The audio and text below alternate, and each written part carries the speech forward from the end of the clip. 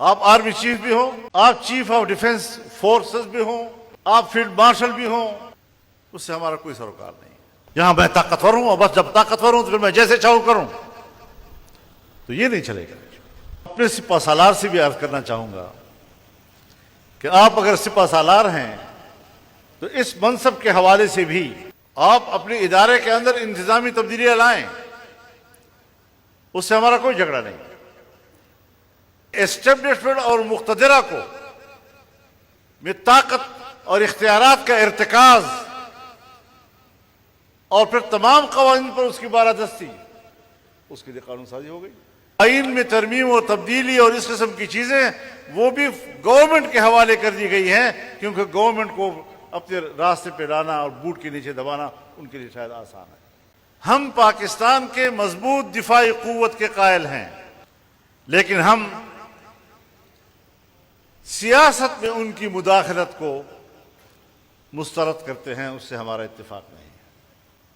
ہمارے ملک میں جو قانون سازیاں ہوتی ہیں، ابھی تازہ قانون سازی ہوئی ہے جس میں السلام علیکم ناظرین اکرام، آپ کو مکمل ویڈیو دکھاتے ہیں۔ مولانا فضل الرحمان نے ایک مرتبہ پھر در و دیوار ہلا کر رکھ دیے۔ مولانا فضل الرحمان نے حالیہ ہونے والی قانون سازی کو نہ صرف مسترد کر دیا بلکہ اس پر کھل کر بات کرتے ہوئے کہا کہ کیا آپ اس طرح ملک چلاؤ گے؟ پارلیمنٹ کے اختیارات بھی اس سے چھین لیے گئے اور خود کو حاکم بنا دیا گیا۔ یہ کون سی جمہوریت اور کہاں کی جمہوریت ہے؟ طاقتوروں کو کیا پیغام دیا؟ آپ یہ ویڈیو دیکھیے، پھر اس پر بات کرتے ہیں۔ یہ بھی کہا گیا ہے اس میں کہ یہ قانون کہ جس میں فوج کے اندر کے نئے انتظام اور ان کے اختیارات کا ذکر کیا گیا ہے، اس میں وزیر اعظم کے انتظامی اختیارات جو ان اداروں میں ہونے چاہیے، چاہے بری فوج کے اندر ہو، چاہے فضائی کے اندر ہو، چاہے بحری کے اندر، وہ بھی وہاں ایک شخص کے اندر مرتکز کر دیے گئے۔ اور پھر یہ قانون تمام قوانین پر بالاتر ہوگا، یعنی اگر کسی قانون کو اس قانون سے تصادم ہوگا وہ غیر مؤثر ہو جائے گا۔ اب پہلے غیر مؤثر تو بناؤ نا، غیر مؤثر بھی نہیں بنایا، وہ اپنی جگہ پر ایگزسٹ کر رہے ہیں، وہ دفعات بھی موجود ہیں اپنی جگہ پر، اور نیا قانون لا کر کہہ دیا گیا ہے کہ اگر کوئی بھی دفعہ اور شق اس قانون سے متصادم ہوگا تو غیر مؤثر ہوگا۔ لیکن اب تک اس کو نہ نشاندہی کی گئی ہے، نہ اس کو غیر مؤثر کیا گیا، نہ اس پہ ترمیم کی گئی۔ آپ بتائیں کہ یہ ایک قانونی تضاد ہے یا نہیں؟ اور یہ قانون سب پر بالاتر ہوگا۔ اب پتہ نہیں، یہ تو قانون دان جانیں کہ کیا قانون کی دنیا میں اس طرح کی کوئی گنجائش ہے یا نہیں، لیکن میں آئین کے حوالے سے جانتا ہوں کہ جس زمانے میں پارلیمنٹ میں یہ بات آئی کہ قرآن و سنت سپریم لا ہونے چاہیے اور بالاتر قانون ہونا چاہیے قرآن و سنت کو، تو سپریم کورٹ کے چیف جسٹس جناب نسیم حسن شاہ مرحوم نے یہ فیصلہ دیا کہ نہیں، آئین کے تمام دفعات برابر ہیں اور کوئی ایک دفعہ بھی دوسرے دفعے پر بالادست نہیں ہو سکتا۔ شریعت کے حوالے سے تو تمام دفعات آئین کے برابر ہیں، لیکن اسٹیبلشمنٹ اور مقتدرہ کو میں طاقت اور اختیارات کا ارتکاز اور پھر تمام قوانین پر اس کی بالادستی، اس کے لیے قانون سازی ہو گئی۔ پاکستان اس لیے بنا تھا۔ آپ اپنے ادارے کے اندر انتظامی تبدیلیاں لائیں، اس سے ہمارا کوئی جھگڑا نہیں۔ آپ آرمی چیف بھی ہوں، آپ چیف آف ڈیفنس فورسز بھی ہوں، آپ فیلڈ مارشل بھی ہوں، اس سے ہمارا کوئی سروکار نہیں۔ لیکن وہ اختیارات جو پارلیمنٹ کے ہونے چاہیے وہ مقتدرہ کے اندر ایک فرد کو دے دیے گئے ہیں۔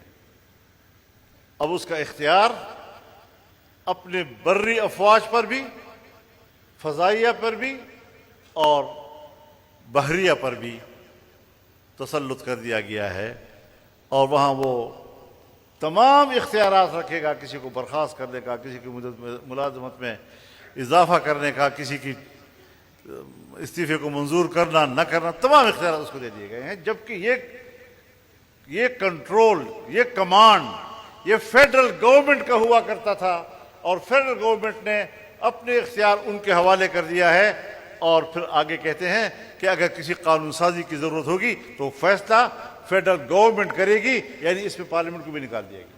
تو قانون سازی اور اس حوالے سے آئین میں ترمیم و تبدیلی اور اس قسم کی چیزیں وہ بھی گورنمنٹ کے حوالے کر دی گئی ہیں، کیونکہ گورنمنٹ کو اپنے راستے پہ لانا اور بوٹ کے نیچے دبانا ان کے لیے شاید آسان ہے۔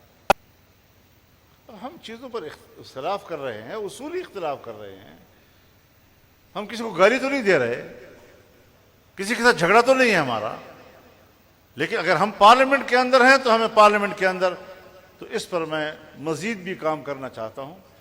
اور اسی وجہ سے میں لیڈر آف دا اپوزیشن کے دفتر میں گیا اور میں نے ان کو سمجھایا کہ اگر ہم اس طرح بکھرے بکھرے نظر آئیں گے اور پارلیمنٹ کے اندر بھی ہماری کوئی مشترکہ حکمت عملی نہیں ہوگی تو پھر یہ سب کچھ ہوتا رہے گا۔ اس بنیاد پر ہم نے پارلیمنٹ کے اندر ایک پارلیمانی کردار کے لیے ایک جوائنٹ اپوزیشن کی تجویز دی ہے، اور کہتے ہیں ہارڈ اسٹیٹ ہونی چاہیے، ہارڈ اسٹیٹ، سخت حکومت۔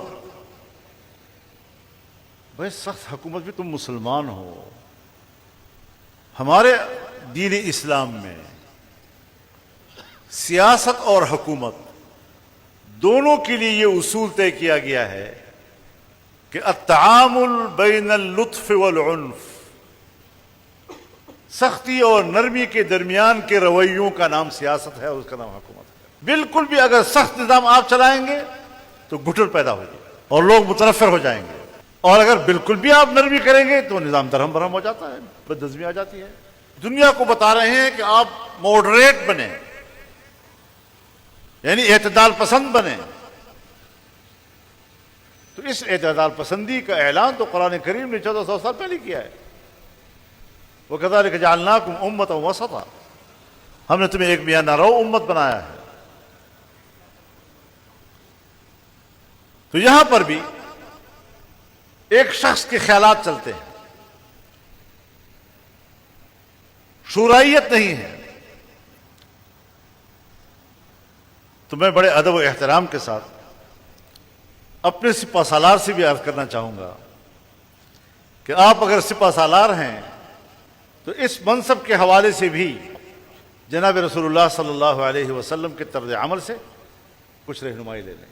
یہاں میں طاقتور ہوں اور بس جب طاقتور ہوں تو پھر میں جیسے چاہوں کروں، تو یہ نہیں چلے گا۔ ناظرین کرام، آپ نے ویڈیو دیکھی، مولانا فضل الرحمان نے کہا کہ یہاں پر تو صرف یہ والا نظام چلتا ہے کہ میں طاقتور ہوں تو میں سارے فیصلے کروں گا، میں پارلیمنٹ کو بھی اپنی مرضی سے چلاؤں گا، اور جن کو دبایا جا سکتا ہے ان کو دبانے کی بھرپور کوشش کی جاتی ہے۔